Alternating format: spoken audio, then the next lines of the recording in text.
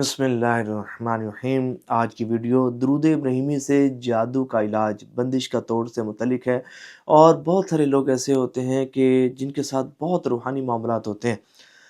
بعض اوقات ان کے اوپر سخت قسم کا جادو کروایا جاتا ہے، بعض اوقات کالا جادو ہوتا ہے، بعض اوقات صفری جادو ہوتا ہے، بعض اوقات ان کی صحت پر بندش لگا دی جاتی ہے، ان کے کاروبار پر بندش لگا دی جاتی ہے، ان کی اولاد پر بندش لگا دی جاتی ہے۔ بعض عورتیں ایسی ہوتی ہیں کہ جن کو بانجھ کر دیا جاتا ہے، بعض مردوں کی مردانہ طاقت کو ختم کر دیا جاتا ہے، بعضوں کے کاروباروں پر بہت سخت بندش لگا دی جاتی ہے، بعضوں کی اولادوں پر اتنی سخت بندش لگائی جاتی ہے کہ وہ ان کے نافرمان بن جاتے ہیں۔ بعضوں کے جسم پر اور دماغ پر اتنا سخت قسم کا جادو اور بندش لگائی جاتی ہے کہ لوگ جو ہے وہ سوچنے سمجھنے کی صلاحیتوں سے بھی محروم ہو جاتے ہیں اور نیم پاگل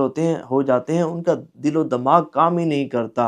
اور پھر جب جادو ہوتا ہے تو پھر بندے کا جو دل ہے وہ عبادت کی طرف مائل بھی نہیں ہوتا، عبادت کی طرف توجہ ہی نہیں بنتی، نفس جو ہے وہ عبادات سے غافل ہو جاتا ہے۔ اور یاد رکھیے گا کہ یہ جو جادو ہے نا، یہ حقیقت تو ہے، اس کی حقیقت سے انکار نہیں، لیکن یاد رکھیے گا کہ یہ اسلام میں سخت حرام اور کبیرہ گناہ ہے، اور جتنے بھی یہ جادوگر لوگ ہیں یہ اللہ کے غضب کا شکار ہوتے ہیں اور اللہ کی رحمت سے دور ہوتے ہیں، اور ان کی دنیا بھی برباد ہوتی ہے اور دنیا کے ساتھ ان کی آخرت بھی برباد ہوتی ہے۔ میں آپ کو ایک بات بتا دوں کہ ایک پروفیسر صاحب ہیں، وہ سورۃ الرحمن سے علاج کرتے ہیں، یعنی کہ ڈاکٹر صاحب ہیں، میڈیکل ٹریٹمنٹ بھی دیتے ہیں، اس کے ساتھ ساتھ ان کے ہاسپٹل میں سورۃ الرحمن کی تلاوت بھی سنائی جاتی ہے۔ جو مریض ہوتے ہیں تو سورۃ الرحمن کی تلاوت کا ایک فائدہ یہ بھی ہے کہ یہ شفا بھی بخشتی ہے، روحانی جسمانی بیماریوں سے شفا یابی کا بھی بہترین ذریعہ ہے۔ تو ڈاکٹر صاحب کہتے ہیں کہ ایک مریض ایسا آیا کہ جب ہم سورۃ الرحمن چلاتے نا تو اس کے ناک سے، اس کے منہ سے کیڑے نکلنا شروع ہو جاتے، اور ایک دم کیڑے نکلنا شروع ہو جاتے، بہت زیادہ تعداد میں نکلنا شروع ہو جاتے، اور پھر جب ہم وہ سورۃ الرحمن شریف کی تلاوت بند کرتے تو وہ کیڑے نکلنا بند ہو جاتے۔ تو بڑے پریشان تھے کہ بھئی یہ کیا معاملہ اس بندے کے ساتھ ہو رہا ہے۔ تو جب تحقیق کی گئی، جب پتہ کیا گیا تو پتہ چلا کہ یہ جادوگر تھا، اور یہ جب صحت یابی کی حالت میں تھا تو یہ لوگوں پر بندشیں لگایا کرتا تھا، ان کے رزق باندھ دیتا، ان کی صحت باندھ دیتا، ان کے کاروبار کو باندھ دیتا، ان کے رشتے باندھ دیتا، اور ان کو بہت زیادہ طرح طرح کی پریشانیوں میں یہ مبتلا کیا کرتا تھا۔ یہ اسی کا عذاب ہے، اور کہ جو اس کو ملا کہ اس کے سارے جسم میں کیڑے بھر چکے ہیں، اور یہ جو سورۃ الرحمن کی تلاوت ہوتی ہے تو تلاوت کا امپیکٹ اس پر پڑتا ہے اور وہ کیڑے نکلنا شروع ہو جاتے ہیں، گویا کہ اس کو شفا یابی کی طرف یہ سورۃ الرحمن لے کر جا رہی ہے۔ لیکن بات یہ ہے کہ جو بھی بڑا جادوگر ہوگا اس کا انجام تو خطرناک ہوگا۔ وہ ڈاکٹر صاحب کہتے ہیں کہ اس کا انجام بہت سخت ہوا، بہت سخت ہوا، اور اس پر نزع کی جو کیفیت تھی وہ بہت شدید رہی، اور ہم نے کسی کو اتنی شدت کے ساتھ اور اتنی سخت تکلیف میں مرتے ہوئے نہیں دیکھا۔ بہت بری حالت میں اور سخت نزع کی تکلیف اور آزمائش میں تڑپتے تڑپتے وہ اس دنیا سے رخصت ہوا۔ تو یہ جادوگر لوگ جو ہوتے ہیں نا، یہ انسانوں کے اور مسلمانوں کے دشمن ہیں۔ تو روحانی طور پر ہر بندے کو کم از کم اتنا تو سٹرونگ ہونا چاہیے کہ بندہ اپنے معاملات کو خود حل کر سکے۔ ہماری یہ ایک بہت بڑی خامی ہے کہ ہم عبادت سے دور ہیں۔ اچھا، پھر بعض اوقات یوں ہوتا ہے ہمیں پتہ بھی نہیں ہوتا کہ ہمارے اوپر کسی نے کوئی کر دی ہے، کچھ کروا دی ہے، یا ہمارے ساتھ کوئی روحانی معاملہ ہے، کوئی جناتی معاملہ ہے، اسراتی معاملہ ہے، کیونکہ ہم جو ہے وہ عبادات سے دور ہوتے ہیں، ہم اللہ کے ذکر سے دور ہوتے ہیں، ہم درود پاک سے دور ہوتے ہیں، ہم نماز و قرآن سے دور ہوتے ہیں، اور یہ دوری جو ہے وہ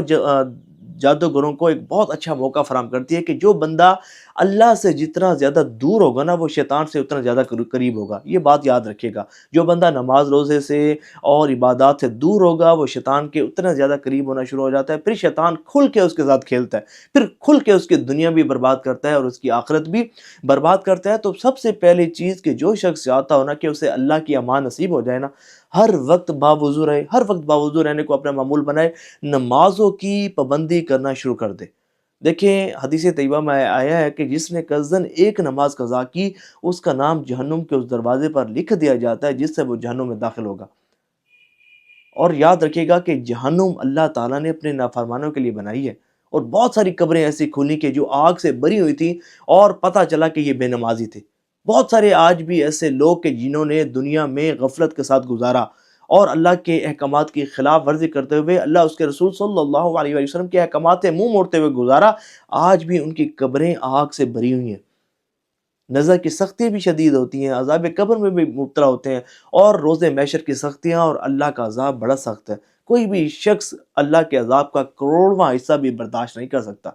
خود کو اللہ کی یاد سے، اللہ کے ذکر سے غافل نہ کرے۔ یہ ایک بندے کی گناہوں کی نحوست ہوتی ہے کہ جو بندے کو اللہ سے دور کر دیتی ہے، اللہ کے ذکر سے دور کر دیتی ہے، اللہ کی عبادت سے دور کر دیتی ہے۔ ذرا آپ یہ تو دیکھیں کہ ایک شخص ہے، اس کی جو دکان ہے وہ مسجد کے پاس ہے، لیکن اسے اتنی توفیق نہیں ملتی کہ وہ اٹھ کر جا کر مسجد میں نماز پڑھے، کیونکہ روحانی طور پر وہ بہت کمزور ہو چکا نا، روحانی حملوں کا شکار ہو چکا ہے۔ ایسے شخص کو اگر کہا جائے کہ تم 3 گھنٹے کی فلم دیکھو، 4 گھنٹے کی فلم دیکھو، وہ دیکھ لے گا، اسے کوئی پریشانی نہیں ہوگی۔ کسی بری محفل میں اسے شرکت کی دعوت دی جائے، ٹائم پہ پہنچ جائے گا، لیکن اگر اسے کہا جائے نا کہ 2 رکعت نماز نفل پڑھو، کبھی بھی وہ نہیں پڑھے گا۔ کیوں؟ کیونکہ روحانی طور پر وہ بہت کمزور ہو چکا، اس کے گناہوں کی نحوست نے اس کے جسم کو، اس کی روح کو، اس کے دماغ کو اس بری طرح سے جکڑ لیا کہ اس کا دل عبادت کی طرف مائل ہی نہیں ہوتا،